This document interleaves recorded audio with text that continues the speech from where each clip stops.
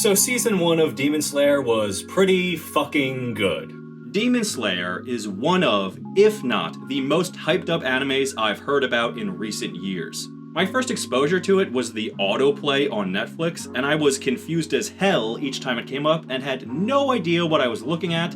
Then, when the movie was released in America recently, I heard a lot more hype surrounding the show, and I got curious. That's when I found out the manga was absolutely crushing sales records, and I knew I had to check it out, but honestly, the hook of the show didn't sound that appealing to me, which is why I waited so long.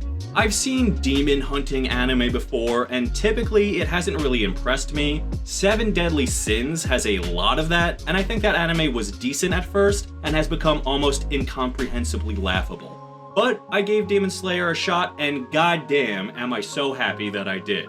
So for the rest of this video, you're gonna see my pretty face on screen offering some stream of consciousness thoughts on season 1 of Demon Slayer. I have not seen the movie yet. I will probably make a video on it when I do.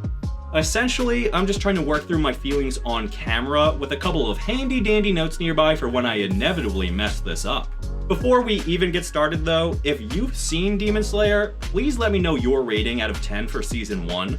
I don't have a rating in mind right now, but I'm gonna try and offer one up by the end, so I'm curious what the general mood is on this show. Let's begin.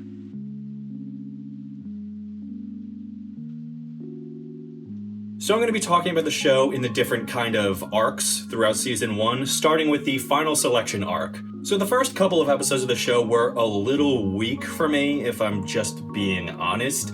But I don't think that's a Demon Slayer problem. I think that's more of an anime in general problem, and I don't even know if I'd consider it a problem, more of a... I don't have another word for it. The same thing can be said for Dragon Ball Z, same thing can be said for One Piece, same thing can be said for Demon Slayer. It's not a bad thing, it's just kind of a thing that I've noticed happens a lot in anime, where it takes a little bit to get invested, but I definitely did get invested in episode 4 of this show.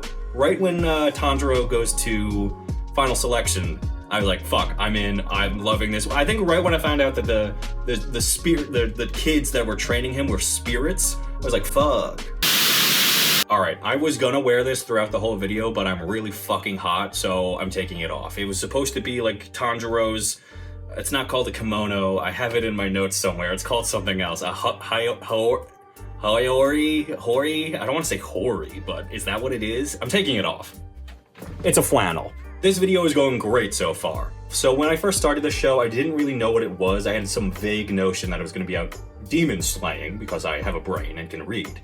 But I didn't know the extent of it, and I definitely didn't know the Nezuko angle, which I think is really kind of the thing in the first episode. I was like, okay, he's with his sister who's a demon. That's interesting. What's gonna happen from here? The reason maybe I didn't get super hooked right away is because she then is asleep for the next, in Showtime, 2 years. In my time, 3 episodes. She's asleep until after final selection, so you don't really get any more drama with her other than the fact that she's a demon and Tanjiro is training his whole life essentially to become a demon slayer so he can turn her back to a human, which is really interesting, but just it didn't really coalesce for me until final selection. But when it got to final selection, I was like, fuck, this is dope. That huge demon monster thing, the one that killed all of, oh, I can't even pronounce his name, hold on, let me look at my notes. Urokodekai, Mr. Urokodekai, I can't do the names in this show are hard for me. So the training under Mr. U was a really interesting way to show Tanjiro's dedication to his cause, kind of right from the jump. I thought it was impressive that instead of the typical shonen thing where they'll wait till halfway through the series to do a time jump, they did it within the first couple of episodes, which I thought was fucking awesome. Right, so the monster with Mr. Urodokai's students, that was really interesting because it tied everything kind of together for, it wasn't like the most emotional, dramatic beat of the story or anything, but it was nice to kind of connect Tanjiro to the history of his teacher. I'm not going to try to pronounce his name. His teacher and those students, the spirits who trained him. That's an overarching question I still have at the end of season 1. Like, it seems like there actually are spirits in this world. For the final selection itself, I was actually surprised at how quick it went, but that's I'll get to the pacing of the show shortly, but I guess I'm more used to like the Hunter exam from Hunter x Hunter, or even like the Chunin exams from Naruto, them being kind of these big sprawling arcs. I think Final Selection is an episode and a half. Maybe it's just an episode. It's like the half of one episode and to the half of the next episode. Good. I don't need like if this was a 20 episode arc of him in the woods for like a week, I'd be like, this fucking sucks. So I think that they kind of nailed it while hitting on that shonen trope of like the training kind of examination. But they got through it successfully while still kind of adding to the world, because that's really what those tests are. They kind of add to the world and introduce you to similar characters as your protagonist, which this show did, but then didn't address those characters for another handful of episodes, which I also really appreciated. I thought that was a really unique move. This might be the biggest praise I have for the whole show. The art, like the visuals, everything, beautiful, absolutely stunning. The water sword attacks, holy fucking shit. Like every time they happen, it's a wonder to watch on your screen. It's beautiful. Like it isn't even like that impressive of an idea, but it is.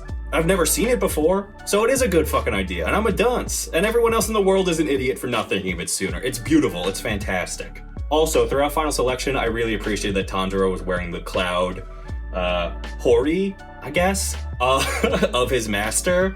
I don't know, I'm a dumb sucker for shit like that. I'm a Dragon Ball fan, so I love stuff like that. Also, the crows, fun fucking idea. Really good idea. They're so annoying. Okay, and now we actually get into the demon slaying part of the show, and I think the first mission that Tanjiro goes on is surprisingly very dark and bleak and deeply upsetting. He's hunting down a demon that is killing girls under 16. Ooh. The mission itself I didn't think was anything too special. I think it was more so just to kind of show how capable that Tanjiro has become, while also showing kind of Nezuko is going to be at his side to help him out when things get tough. So I thought that was really fun. And then Tanjiro has this really small human moment with the main man in town, like the boy who was dating the last girl who got eaten by the demon. And they have this really human moment where that guy realizes that Tanjiro has had a lot of loss in his life. And Tanjiro's just the sweetest boy. He's just like, hey, you're gonna be okay. I gotta go slay more demons. A lot of moments like that happen throughout the show that are a bit more intense and emotionally significant. But that was the first one where I was like, okay. He's like this wonderful hero child with just like a lot of horrible shit has happened, but it doesn't get to him. Like he doesn't have a chip on his shoulder. He's not angsty. He's just really hardworking and genuine and sweet. And I'm like, fuck, I love this boy. Then the very next mission, we meet Muzan Kibutsuji, who I was not expecting to see this early on in the series. I'm assuming he's the main antagonist. I mean, maybe he isn't, but at this point to me, he seems like he's going to be the main bad guy that everyone's going up against for the whole show.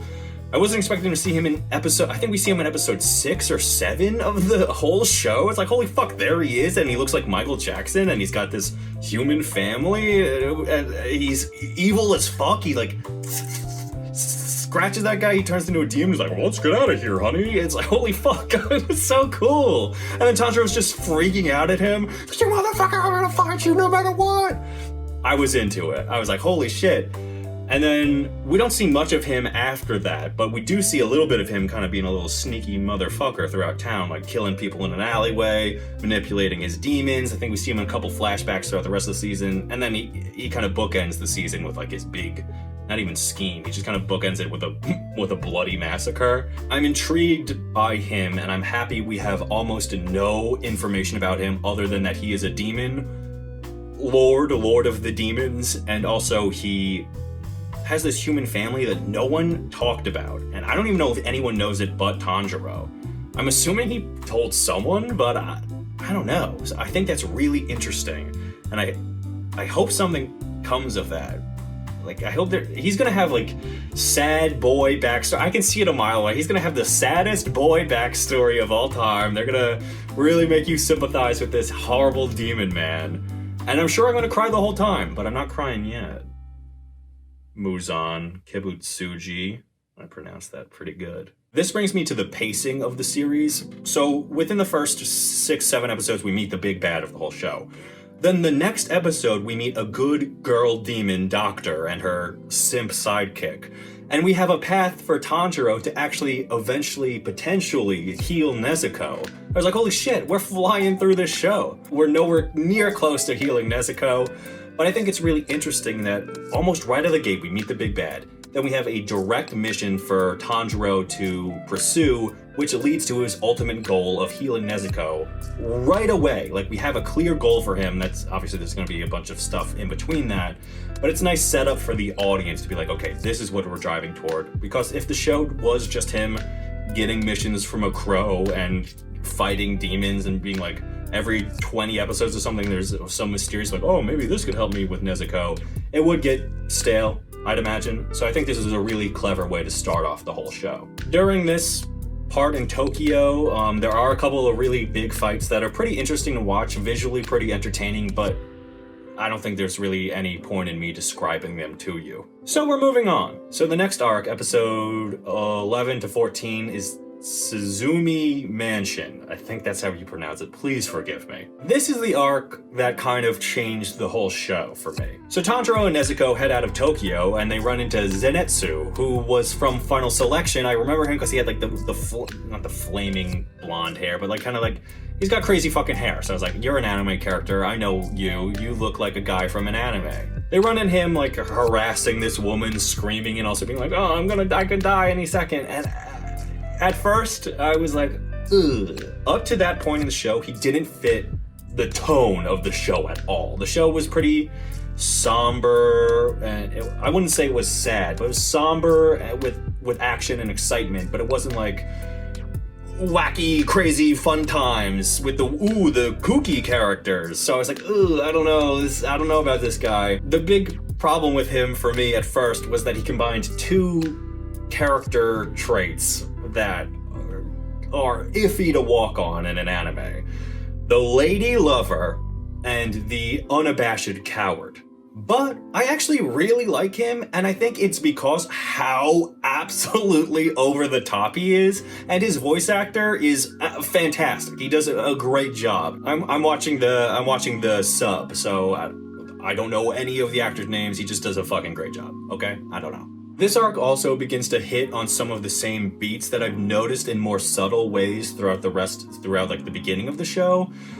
And one of those kind of constant thematic themes is that death is so motherfucking sad in this series. Complete opposite end of the spectrum, we also have the introduction of the Hogman. The Hogman that I've seen in all the promo art, I was like, what is this man, half hog, half man? What am I looking at here? And to my disappointment, he is not, but I still love his character. We'll just get to it in a moment. So this demon house thing, this completely crazy manor where the guy plays like his little drums and then he like teleports people around the manor, and I think he can like not alter gravity, but kind of like manipulate the rooms and stuff, was a really interesting idea, and it showed just how, I mean, the guy in the previous fights with his like weird arrow attacks showed how weird some of these demon powers could be, but this guy, I think his name is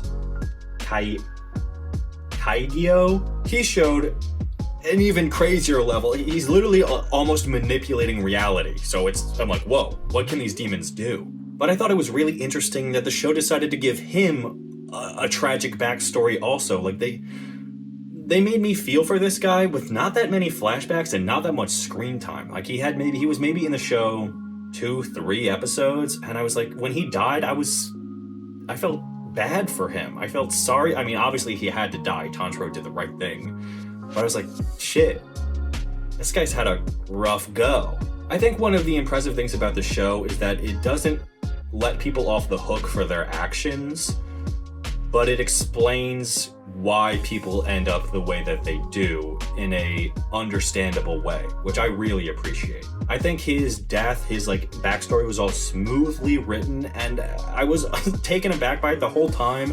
And Tanjiro not stepping on his papers, on his writing, maybe it was a book or something, I don't know, his writing that his grandfather or whatever in the flashback said was essentially trashed, and then stepped on himself in the flashback. Tanjiro kind of like ducking it, also showing he's the most respectful boy in the world. Him ducking it, and then Kaigyo being like, was fantastic. He just wanted to be recognized for some of his talents. He just wanted to be slightly appreciated for something he was passionate about in his life. I can relate to that. I think a lot of people can relate to that. And then for him to kind of have that moment of coming to terms with himself and feeling appreciated through the man who killed him was like this incredible gymnastics of writing done within like 30 seconds for a side character who I've never thought of again. I have thought, I mean, he has no impact on the story, but I think about that character probably maybe more than most of the characters in the show. I'm like, damn, that's good fucking writing. Like, they killed it. I don't know why, but that guy sticks with me so much. It's just good writing. It's good writing about someone hating someone's writing, which is also pretty clever. I just love that whole bit. I don't know why I'm talking about it so much. I just really like it. Meanwhile, our boy Zenitsu shows off that he's not just some bitch who got lucky in the final selection.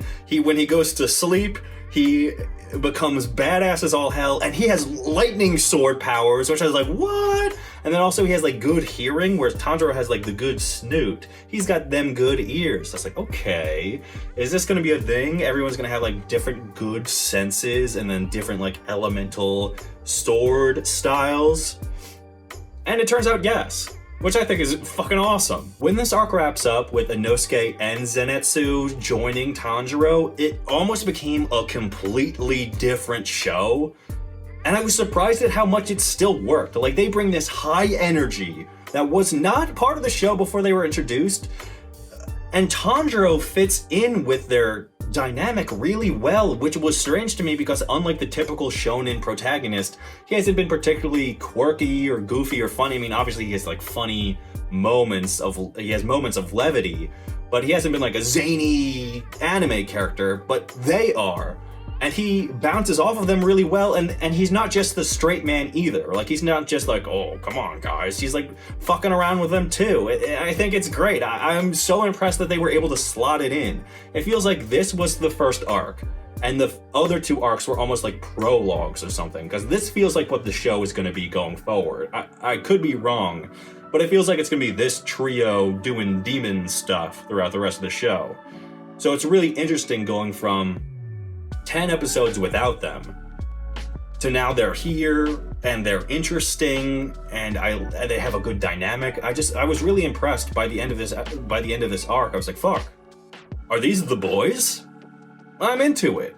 I'm into the boys. All right, the next arc is the best arc of this series so far, Natagumo Mountain.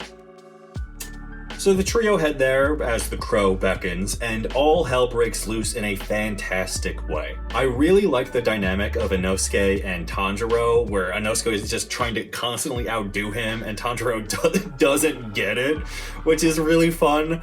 And also confirm that Inosuke uses like, well, I don't know, I think this is what he does. He like uses his sense of touch almost, but like he can extend it beyond just touching things.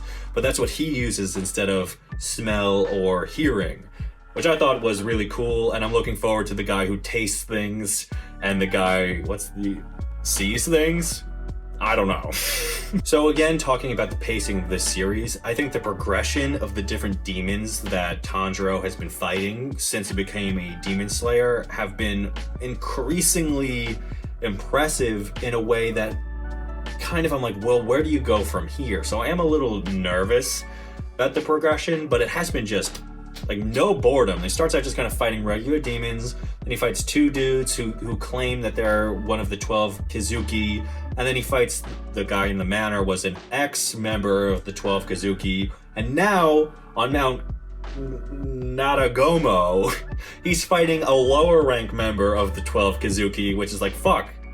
He's making his way up to the top pretty quick. I don't know where you go from here, but I love it. It's moving along. It's not dragging out mission to mission. Each guy that they have to fight is a step up.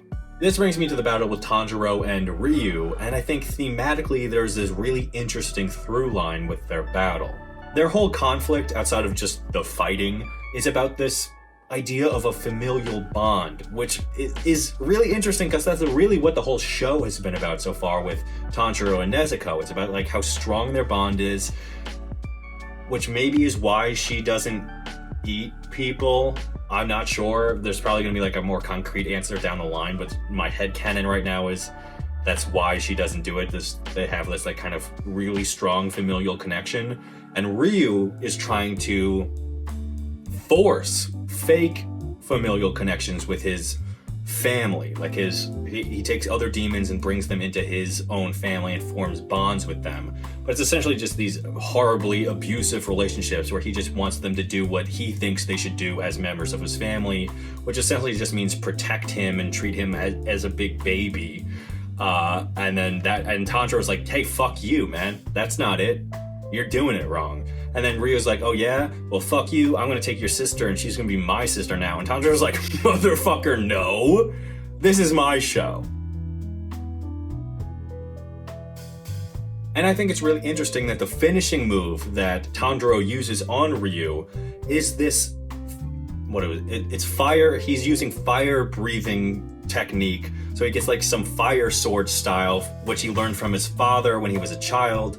And then at the same time, Nezuko gets spoken to by her mother, like the spirit of her mother, which then frees up the strands around Tanjiro to allow him to do his finishing move. So they both kind of use the spirits of their parents, those familial bonds, to defeat Ryu, who then we flash back to see that he had this really fucked up relationship with his parents. He was like this sickly child, and then Muzan Kibutsuji made him a demon. And then once he was a demon, his parents were like, I can't be raised into a demon. We gotta kill this thing in its sleep. And then we'll kill ourselves too, because that's what we do. So thematically, it was really interesting. They were almost on polar opposite ends of the spectrum, where Ryu was chasing this familial bond, whereas Tanjiro and Nezuko had this like almost superhuman familial bond. So it was cool seeing that come into conflict. But again, they give Ryu this tragic kind of backstory, and then they don't show him.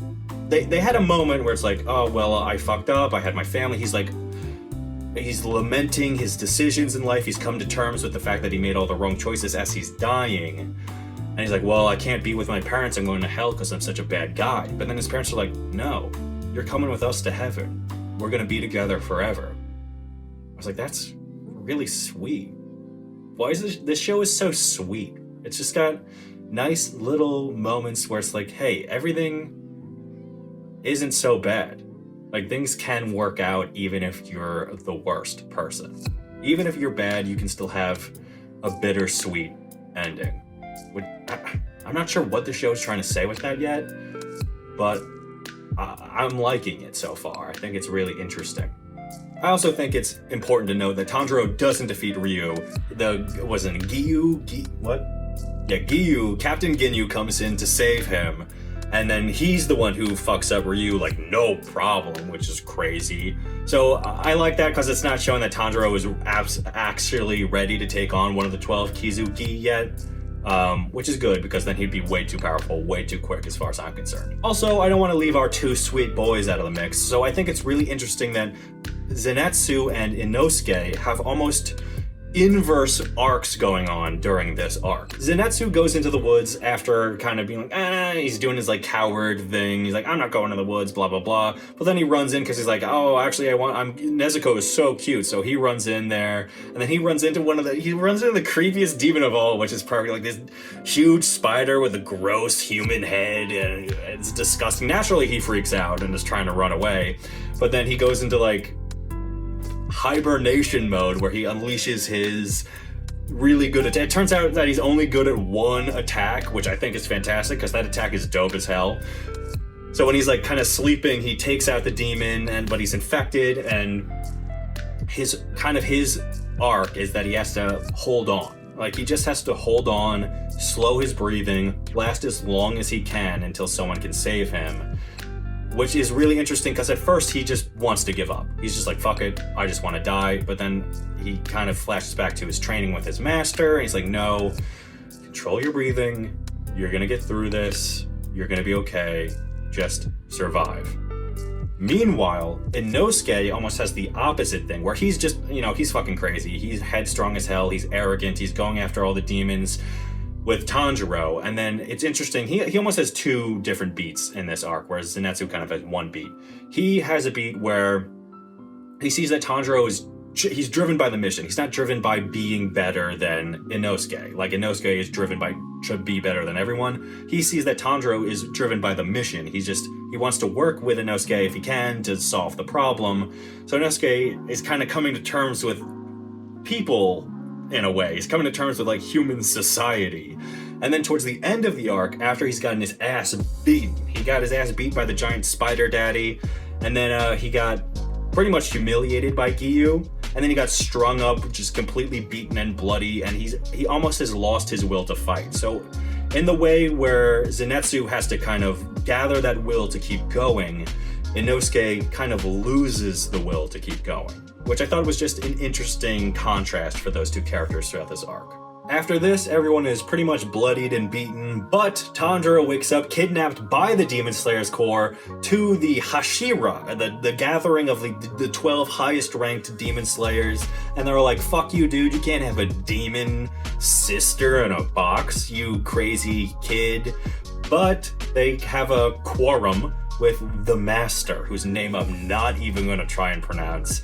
And it's this really interesting beat for the series where I was wondering, I was like, why don't we know more about like the Demon Slayer Corps? Like, who's the leader? What are the ranking system? Like, I was like, why don't we know any of this stuff? And I guess they were just kind of waiting to build up a little bit. So I just like how colorful a cast all the Hashira are. I wasn't expecting there to be that many of them, and a couple of them seem like motherfuckers, honestly. Like, a couple of them seem like bad dudes in general, but they are like kind of honing in their energy towards fighting demons. A couple of them are going to be a problem. I'm predicting that a couple of them are going to be a problem going forward. Call me a cynic, but I don't trust that snake guy at all. I've seen Naruto. I know how this ends. The Rehabilitation Arc also serves as pretty much another training arc power-up for Tanjiro, where he learns, he learns total concentration constant? This is a real thing? Yeah, okay, he learns total concentration breathing constant, which, so essentially they've been doing these breathing techniques to kind of like do their anime fighting, but now he's like, I'm constantly in that state. Kind of like Goku in the Cell Saga after the hyperbolic time chamber with Gohan, he's constantly in Super Saiyan. He's just acclimating his body to that kind of technique to make himself more powerful constantly, which I think is really cool, and it was a fun little arc, and I really like the interaction he has with Shinobu and Kano?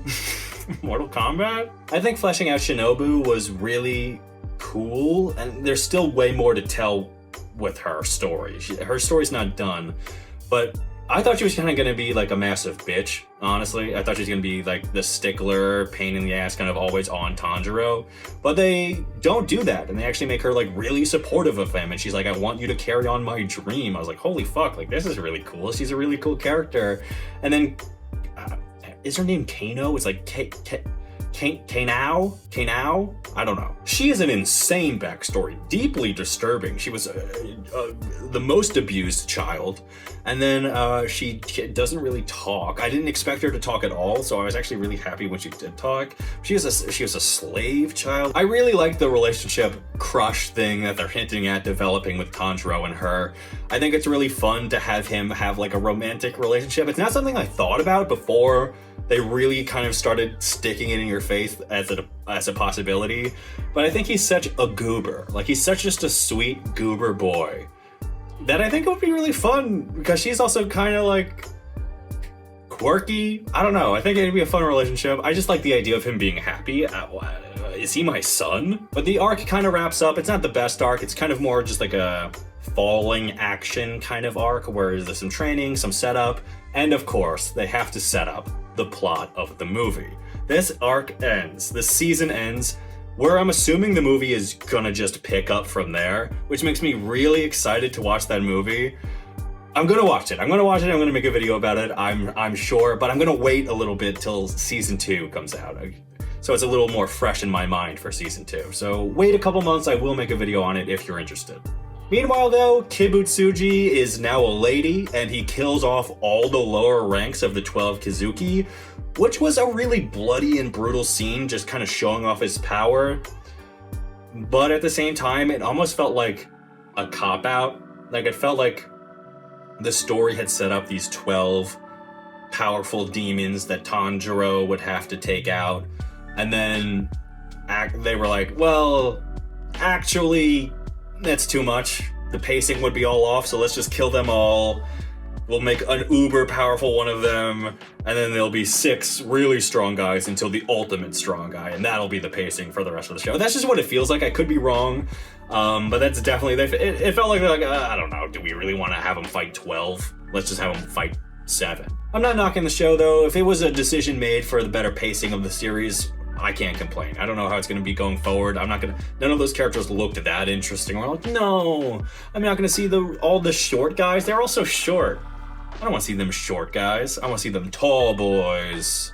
Overall, I think the show was really, really a great first entry. I'm not going to say it's one of the best anime I've ever seen, because it's pretty easy to have a good 26 episodes. When it gets to like 150 episodes, that's kind of where I can start comparing it to all the other full series anime that I've seen before. I also really appreciate how this season, how the story trusts you enough to leave you with some lingering questions. Like, it doesn't even answer what this is. Tanjiro's scar, what is it? Why does it like move around? Is it a scar, or is that just the art design? It never quite looks the same, so that's really interesting. There's that lingering question with Tanjiro's father, who I've been waiting to hear about the whole show, and then he just popped up in the climax against Ryu, and then he has this fire breathing technique, which is different than the flame breathing technique, but then the master of the manor of the Demon Slayer course seems to maybe know what that is, which is pretty interesting. And then also, why is Nezuko so special? Like, what's going on with her? There's just a lot of questions still that I want answered, and I think it's fantastic that the show isn't even building up to answering them. The real question though is, what the fuck is up with those like twin girls who talk at the same time? What's going on there? They demons? Let me know. Like I said at the beginning of the video, please let me know what you think of Demon Slayer Season 1 in the comments. Rank it out of 10. I'm curious. My ranking, I promised I'd give a ranking. My ranking for Season 1, I give it 7.5 out of 10. I'm leaning towards an 8. I think it's really solid, but there hasn't been that big blow me away moment, you know? But most don't have that in the first season, and it would cheapen it if there was a big, like, whoa moment every season. So I'm glad that that isn't the case, but I don't think it's a perfect season of television or anything. I think it's really entertaining. If you like anime, if you like shonen, you're obviously gonna love this show. Thank you so much for taking the time to watch this video. If you made it this far, that's crazy. You're awesome. I hope you had a good time. I just wanna provide some entertainment for you guys, talking about things that I like. So I'm probably going to make another Demon Slayer video in October on the movie if everything goes according to plan. But until then, I'll shut up.